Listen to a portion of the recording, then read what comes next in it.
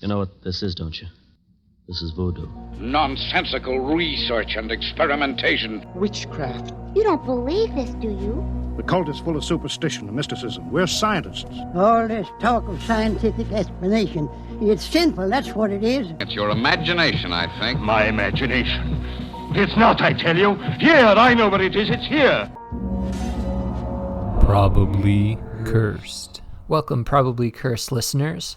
For today's cursometer testing, we submit the third and final segment of the Mel's Hole Saga. Also, a demonic McDonald's slang, an octogenarian's giant mutant sheep, and how your good looks can get you kidnapped.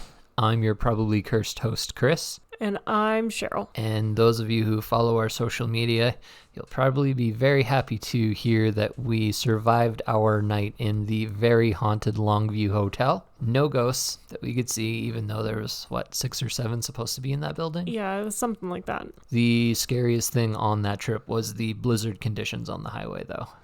I would argue the electrical noises coming from the wall was pretty eerie, too. Oh, right, the buzzing. The buzzing inside the walls.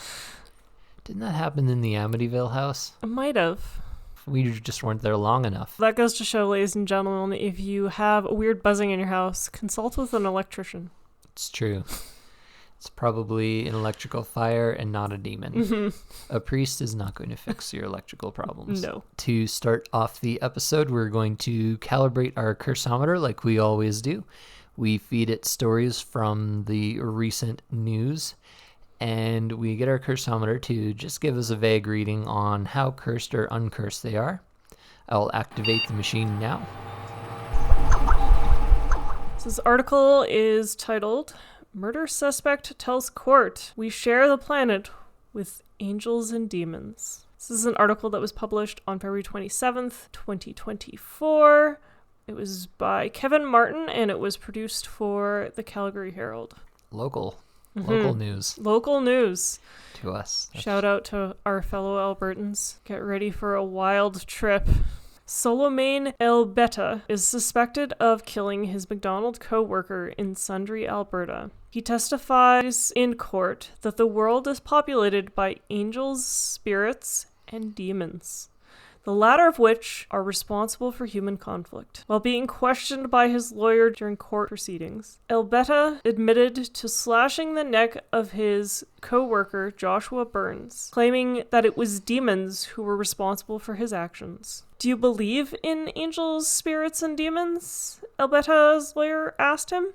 Yes, he said. I believe we live in the same world. Whenever there's tension, whenever there's stress, there's a demon behind it, Elbeta says. Eventually, we're going to have a problem, and that problem is human flaw. Angels create good feelings, which can combat demons, he told the court.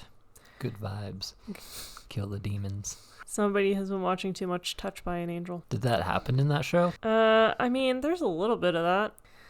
When they send that good feeling, a demon just flies away. Elbeta's lawyer is now looking to have his client not criminally responsible by reason of insanity. That's a good tactic. When your client is claiming that it was the demon that made me do it, probably the only course you can take. This reminds me of that court case, The Devil Made Me Do It, which Ed and Lorraine Warren were part of. Oh, right. Conjuring 3? Yeah, I can't remember what the real outcome versus the movie outcome was, but I feel like they had to prove that demonic possession was a real thing, and that seems hard to do. Mental insanity is probably the better way to go. Yep. Well, that was the first story fed into the cursometer. We'll feed in a second story here. This is by Sarah Newey. She wrote this on March 18th for the Sydney Morning Herald. More than 800 good-looking people rescued from love scam center. Hundreds of good-looking men and women have been rescued during a police raid in the Philippines from a love scam center. I would like to point out that good-looking men and women is written in air quotes. It's subjective, people. Maybe the editor was looking at the photos and they're like, meh, 5, maybe 6 tops. Mm-hmm. Not a 10. The attractive people were lured to the compound north of Manila with the promise of well-paying jobs. But when they arrived, their passports were taken, and they were coerced into operating online scams or face violence.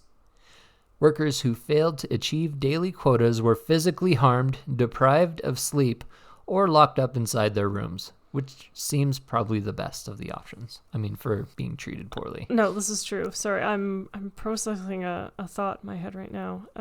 I mean, they're probably not lying about the well-paying jobs part. The scammers probably get paid lots of money for the romance scams. It's true. Although I don't know how much of it the actual people being coerced are seeing. Well, based on the article, I'm thinking they're seeing zero of the dollars. I think they're probably just getting fed and watered, so they're being paid like how you would pay a slave. Mm-hmm. During their ordeal, they were forced to send sweet nothings to online scam victims, asking them questions about their day and what they were eating, according to a spokesman for the Presidential Commission Against Organized Crime. There's no better way to flirt with someone than ask them what they're eating. What you eatin', handsome?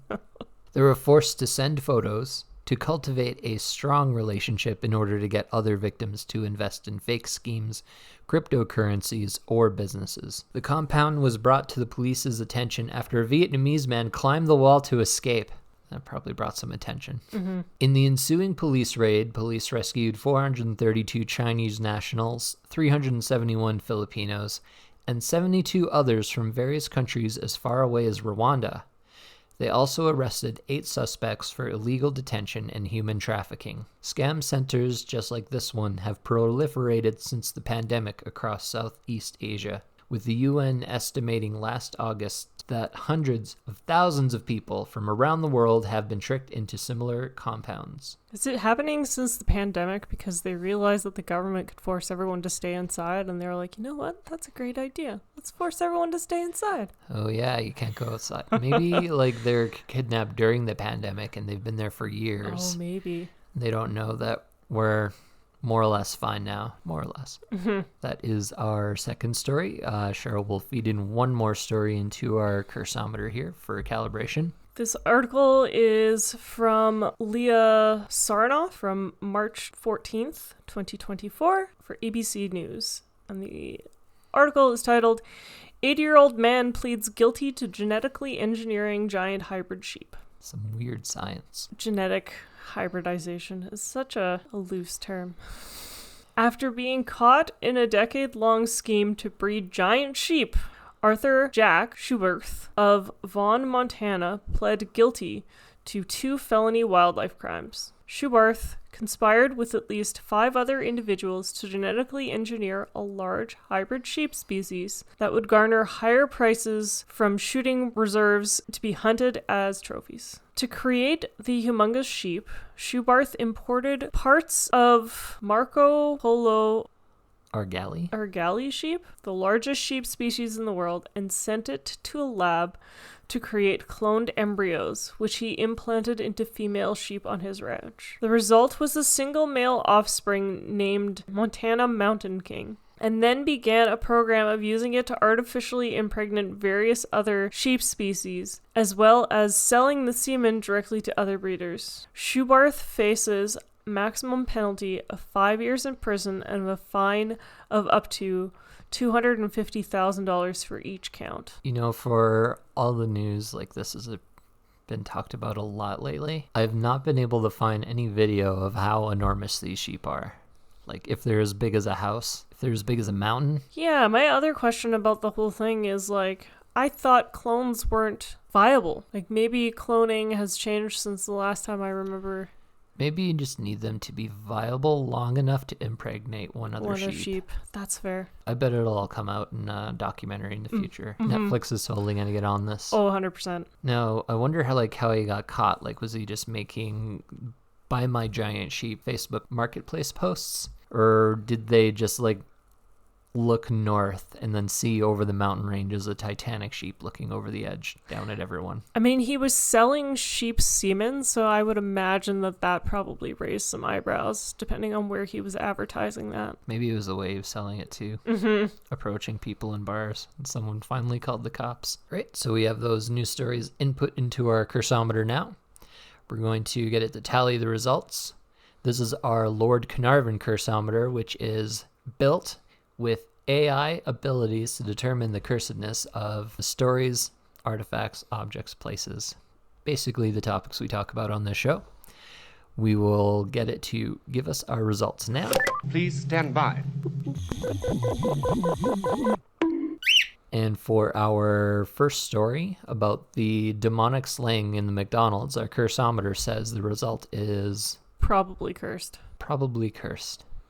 It's bad enough working for McDonald's. Or any fast food for that matter. And now you got demons coming after you. Your coworker is coming to attack you with, I'm not quite sure if the article said how he killed him. He just slashed his neck. Yeah, I mean, I would assume if it was a McDonald's, maybe it was like a plastic knife used for pancakes or... Trying to think what else, other cutlery. The McShetty. Uh-huh. For our second story about the scam centers kidnapping good-looking people to make them commit more scams, the cursometer says the results for this are the real curses people. It's true. I think that the cursometer is right on this one. I don't traffic people. Don't force them to love scams. And the next time a beautiful person tells you that it's hard being so good looking, take them for their word, because they're probably avoiding being kidnapped all the time to be worked in scam centers. And for the third story about the mutant mountain sheep of Montana, the cursometer says the real curse is people. Yeah, don't take sheep parts and use them to genetically clone massive sheep. This doesn't sound like a good idea, guys. Yep, don't make Franken sheep. No. That is definitely the lesson we hope you take home from today's episode. I want to point out that the Marco Polo sheep is actually an endangered species, so I don't know where he got those sheep parts from, but I suspect that's also illegal. Oh, yeah. Shame. Shoebarth. Well, that wraps up the calibration segment. Before we get to the main topic of our episode, we'll head over to the Probably Cursed Museum and Gift Shop for today's artifact getting dropped onto our Etsy shop. Today's item for the Probably Cursed Museum and Gift Shop is a turn-of-the-century electrotherapy device. More precisely, and Chris tried to get a precise description. It is a galvanic battery electrotherapy device. Yeah, there's no writing on the box anywhere, so I couldn't figure out who the manufacturer was, although someone was probably making it in their home workshop. I mean, back when. These things were so sketchy back then. Back in olden times, before people got their medical quackery from TikTok, people used devices like these in a variety of ways to treat things such as pain, depression, muscle stiffness, arthritis, vitality, wound healing, and also to improve the efficacy of medication by ionizing it for faster treatment. I'm not sure how that works, but that's what a lot of people said made medicine better. It was like a medicine booster. I'm wondering if it comes from the same idea of plating metals, right? You need electrical current to plate some metals, so maybe people thought that the medication would bind with your blood or some random... So you'd medicaplate? Yeah, your blood cells. So basically, the idea is that these types of machines just made everything better. That being said, I mean, it probably doesn't really do much at all. There's no real evidence of it doing any of the things that it claimed. Just like TikTok quackery. So the device that we have is in a bit of a rough shape compared to a lot of the other ones you would find online. The wooden box it comes in is very weathered, but the hinges and clasps are all intact and working. The 2 copper rods, which we assume you were supposed to hold them while you were doing the electrotherapy, have some fraying on the wires, and some of the internal metal components are oxidized or rusting. Does it still work, you might ask? Well, we're too afraid to try out, especially with the fraying wires. As much fun as it would be to see if it electrocuted us right now, currently in its state, it would definitely electrocute us. Or start a fire. Yes. Or both. Probably both at the same time. What would kill you first, the fire or your heart stopping? whoever ends up buying it from our online gift shop at probablycursed.etsy.com. We strongly advise don't even try to see if it works. Don't try it. You'll be tempted. It's just bad news, guys. Anecdotal accounts of people using this sort of device have said that you might feel a tingling or discomfort while it is in use, and it is far more likely to be the category of it will kill you and hurt the whole time while you're dying, especially in its current condition. As mentioned before, I don't know how many disclaimers, but we'll put as many disclaimers as required to not get us in trouble if somebody decides to try this out. Don't try and cure yourself with turn-of-the-century electronics. Yeah, just don't do it. Is it haunted? We can't truly say. Our collection of items has been getting bigger and bigger, and it's hard to attribute the bizarre things occurring in our home to a single item. But I would suggest that you could call this one a bona fide ghost maker for 2 reasons. Actually, I'm going to say 3 reasons. Okay. 1, the dangers I mentioned before. Again, it's falling apart. 2, people who turned to medical quackery devices like these often use them exclusively to treat their ailments, and shun real doctors could very likely provide a much better outcome than mildly electrocuting yourself can. And 3, the amount of wear and tear on this item says to me that it must have been used a crazy amount of times. Oh, yeah. Like, if you found one that was in pristine condition, chances are no one ever used it. It just sat in the shelf like some kitchen appliance you thought you would use all the time and never did.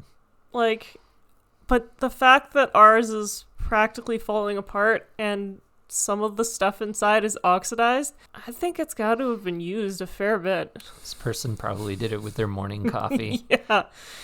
They just bought their own at-home kit for curing, who knows, consumption.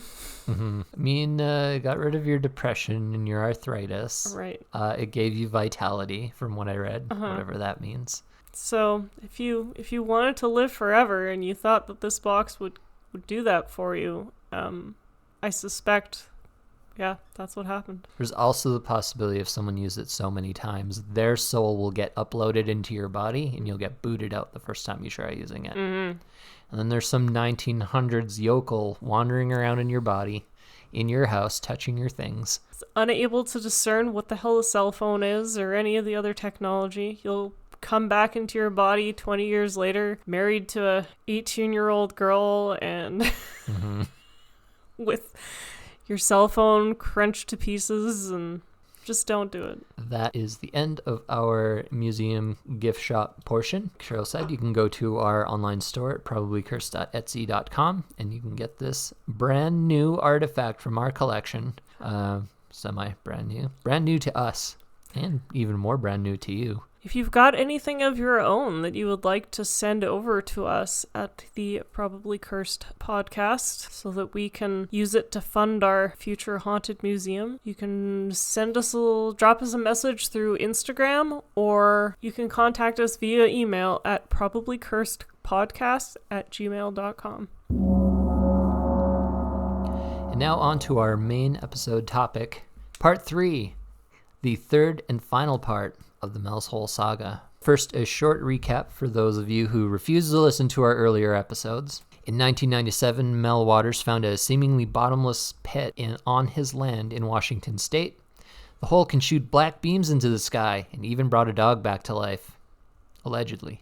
Mel tried to measure the depth with fishing line, and after 80,000 feet and no bottom to be found, he goes onto the paranormal radio show Coast to Coast AM to talk about it to get help. And within a week of him being on the radio, the U.S. government seizes his property and pays Mel $250,000 a month to lease his land. Mel moves to Australia, where he starts a wombat rescue and a medicinal plant research facility. And 2 years later, he makes a return visit to the U.S. to help his nephew move, during which he is kidnapped for 12 days and has his wallet, belt buckle, and teeth stolen. What happened to those poor wombats? I don't know. He also finds out all his Australian facilities are closed and all his money is gone. Afterwards, Mel moves to the Pacific Northwest, and in August of 2001, he is diagnosed with terminal esophageal cancer with 6 months to live. And if you need more context for any of those points, now you have to listen to parts 1 and 2. So things were left on a down note last episode, but a new twist to the Mel's Hole saga is already beginning. It's about to get wild, people. Wild. Wilder than you could expect. Mm-hmm. It's like take all those previous plot points and times it by 100. So, an unnamed Native American group in northern Nevada has heard a rerun of one of Mel's original interviews, and they invite him to visit their reserve to discuss Mel Waters' plant research. Mel accepts, and they meet up in September of 2001, and they discuss his plant work. And eventually the conversation moves towards the topic of Mel's Hole, and they reveal to Mel they know of a similar hole. It's not on their reserve, it's way out in public land.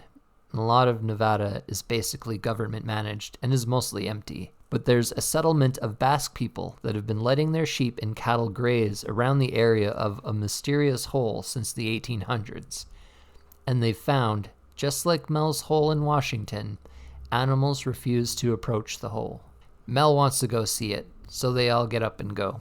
And when they get there, he sees that the hole is roughly the same diameter as the hole he had back in Washington. But instead of the stone retaining wall that was on the Washington hole, this one has a metal collar that extends downward into the hole as far as the eye can see. The Basque people claim that this hole has been seen casting a black beam into the sky, just like the one in Washington. And they also claim that the area around the hole always seems to be warm enough to camp comfortably next to during the Nevada winters, and that anything that hits the collar or enters the hole also makes no sound. This is why governments don't want us to have access to geothermal. They don't want black beams of light going into your house and ruining all your appliances. It's true. Blocking the view of our beautiful mountains. Mm-hmm. Scaring the birds. That's right. I wonder what happens if you get hit with the black beam. Are you just in the dark for like a second? I mean, they describe it as warmth, so maybe it's like being in the womb again. Oh, maybe. Maybe like all your hair gets burnt off. Yeah. And you are like a newborn baby. Mm-hmm. All smooth. So maybe Mel's personality now is tied to bottomless holes, or it's a distraction from his terminal illness, but Mel decides he wants to study this new Nevada hole. The Basque have never done any of their own studies of the hole themselves, but they decide to help Mel out. First, Mel decides he wants to determine if the interior of the hole is warmer than the outside. He gets 2 buckets of ice. One is kept on the surface and the other is lowered 1,500 feet into the hole. The idea is to wait a while, about a half hour, and then compare the melt rates of each bucket. However, when he pulls the bucket out of the hole, he finds none of the ice has melted. Weirder still, the unmelted ice isn't even cold. It doesn't melt or deform in his hand when he holds it. It's body temperature. And they hold a piece over an open flame, and it catches fire with very, very faint flames. They drop that burning piece of ice into the bucket with the rest, and the other pieces also catch on fire. And this is weird, so they repeat the experiment a few more times with more ice they get from a nearby convenience store. And they're finding only about a third of the time the mysterious ice is created. The other 2 times it's like just regular cold ice, unmelted, or it's just water. They pull it out. At this point, they're pondering what to do next, and one of the group volunteers to be lowered into the hole. Similar to our item from the Probably Cursed Museum, don't ask to be volunteered into a mysterious hole that randomly turns things into a state of matter that makes no logical science sense. Mm-hmm. Just don't do it. People, much like ice, are also made of water. Mm-hmm. So what happens when they pull you out? Will you be frozen solid? Or will your blood vessels have turned into being filled with some sort of liquid that's neither solid nor liquid? Mm-hmm. Turns you into wine. Yeah. Did you ever see that online comic where it's like Jesus is showing off how he can turn water into wine and he accidentally touches someone and the person immediately dies of alcohol poisoning? No. That's pretty funny. So everyone immediately disagrees with letting this guy be lowered into the hole. They call him a dummy. They tell him this is the dumbest thing they ever heard. But instead, they decide to lower in a sheep. I don't know if it was one of the Montana Mountain Kings or just a regular sheep, but the sheep that you're picturing in your mind, it's one of those. Now, everyone knows at this point animals refuse to go near the hole. So one of the group goes over and strikes a sheep in the head, stunning it. They stuff the sheep into a crate, and then they bring the crate over to the hole. As they're bringing it over to the hole, the sheep wakes up and starts freaking the heck out. It's terrified, it's making screaming noises. As they attach a cable to the crate and they lift it up, the crate is jostling around violently from the panicking sheep. And they lower it into the hole. And after a while, they notice there's no more jostle and sway to the cable. The movement inside the crate has stopped.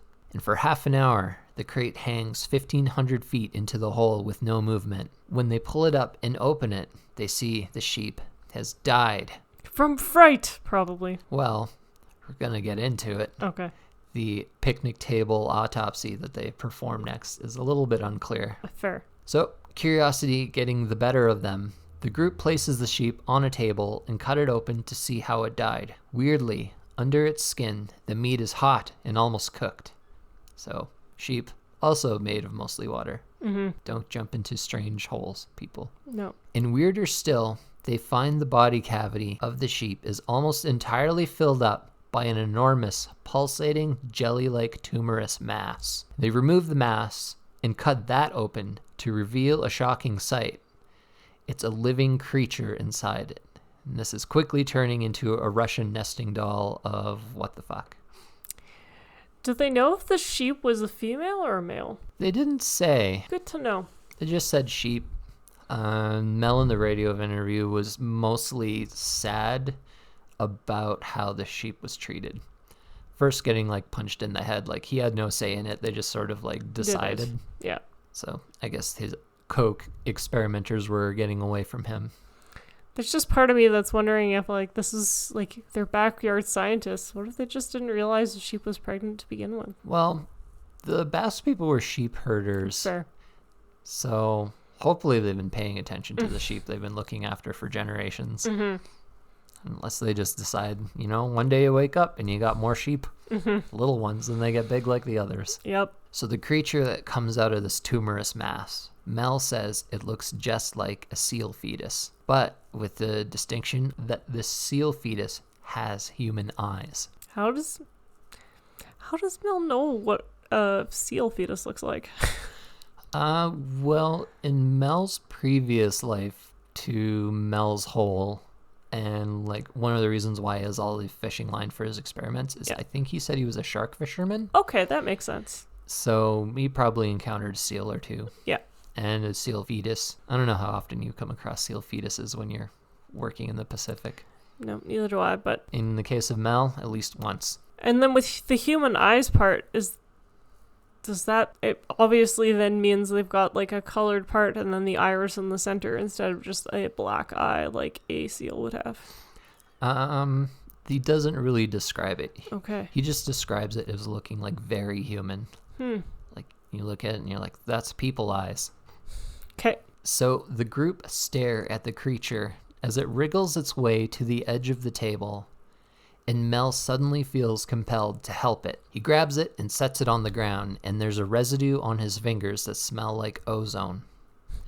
And for a long time, the creature lies on the ground, looking at everyone in the group one at a time. And when it looks at Mel, Mel again feels compelled to help the creature, feeling like it wants to go to the hole. And he carries it over, placing it onto the rim of the metal collar. The weird baby seal fetus looks at the men one last time, nods its head, and dives in. I have many, many questions, although most of them will probably go unanswered, but does that mean the gestation period for these baby seal fetuses is like 12 hours? I mean, it was kind of right away, like, because they had the sheep lowered in the hole for about half an hour. Yeah. So, very quick. Well, I thought you said it was in there for 15 hours. Oh, if I said that, I misspoke. It was only in there for about a half hour. Half hour? Wow. I'm going to ask you a biologist question, or in the style of an ancient alien researcher. Can science explain how a weird baby seal grows inside a sheep inside a half hour? Nope, sure can't. So science cannot explain this weird mystical baby seal. Yep. After the weird baby seal fetus monster with human eyes jumps into the well, the group stops their experiments. It's too much. They toss the remains of the sheep that they had cut open into the hole, and they toss in most of the fire ice as well, except for one bucket that one of the Basque men decides to take home with him. And Mel goes back home to the U.S., and returning, he goes for a checkup to his doctor, and his doctor tells him that his cancer is entirely gone. It's probably the seal fetus. It was a way of saying thank you. Mm-hmm. And that's what Mel actually believes. Really? He attributes his cancer remission to the weird baby seal. Wow. Look at me go. I could be a conspiracy theorist in my free time. Mm-hmm.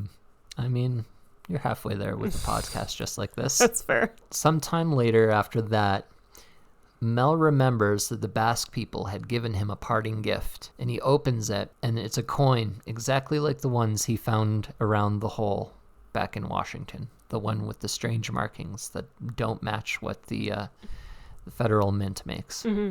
And around this time, the events of 9/11 occur. The world's plunged into chaos, and Mel didn't get a chance to tell much of this story, or tell any of the story, until January on Coast to Coast AM of the following year. That was January 2002 where he told the story. And the following December of 2002, Mel appears one more time on Coast to Coast AM for one final update.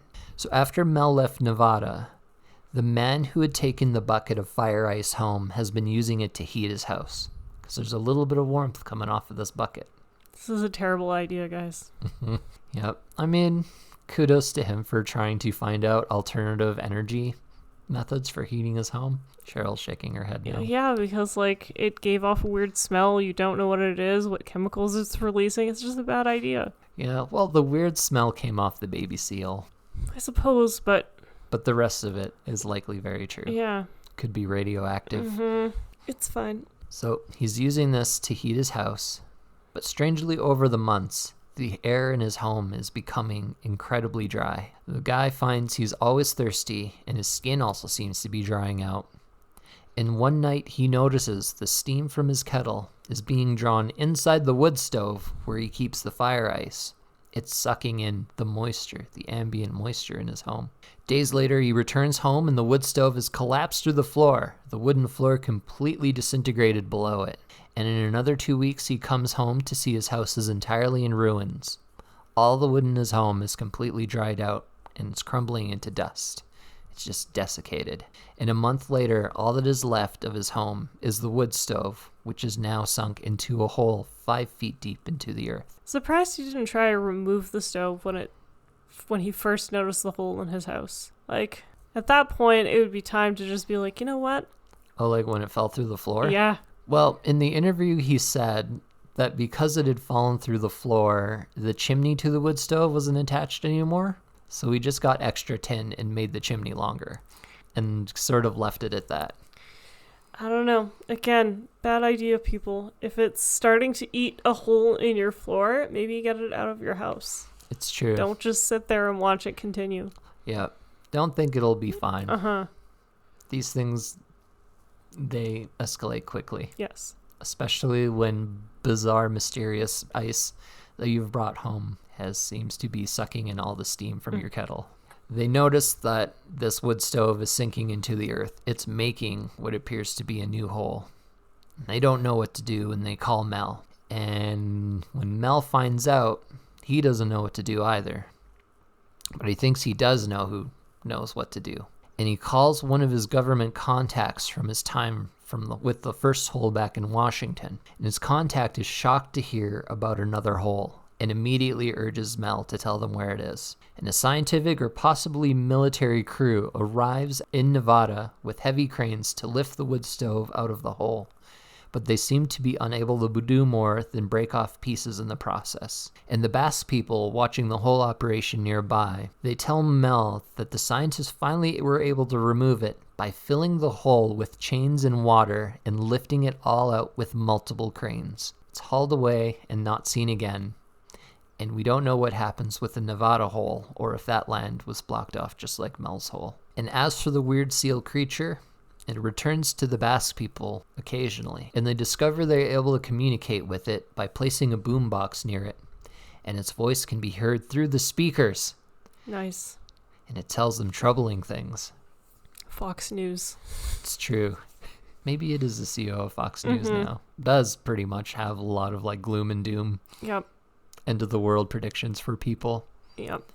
Because it tells them the ice is powerful, and if it's used greedily and undisciplined, it can and will destroy the world. And it also tells the Basque people that many intelligent beings have been observing the Earth, that the seal creature comes from a race of seal people that monitor the Earth, and that they know the Earth is on a collision course with disaster, and when it occurs, they have plans to jump in and use the power of the ice for themselves. Yeah, it definitely sounds like a Fox News broadcast. Just tear off the wig of the person who runs Fox News now. It's a weird baby seal fetus with human eyes. It's true. This seal revelation of doom comes at the very end of the radio appearance, and the radio host urges Mel to get scientists involved with studying the creature. And then that's where the story ends. Mel Waters has not reappeared since on that radio show or any other. No new news stories about the Washington or Nevada hole have come up. And perhaps the government has them locked down or possibly buried them over so no one else can mess with them. A quick Google search, you can't find anything on Mel Waters. There's nobody claiming that name, so it's potential that he didn't even use his real name, which, you know what? If I was going to be telling stories like that, I don't think I'd want to use my real name either. That's fair. This was in the late 90s. I do feel like you had a better chance of never being found. Fair. Not like now where anybody can Google your name. But like, how old was he when this all began? They don't state his age. His voice, he didn't sound old, so maybe less than 50. Because he would still be alive now. I mean, he'd probably be in his 70s.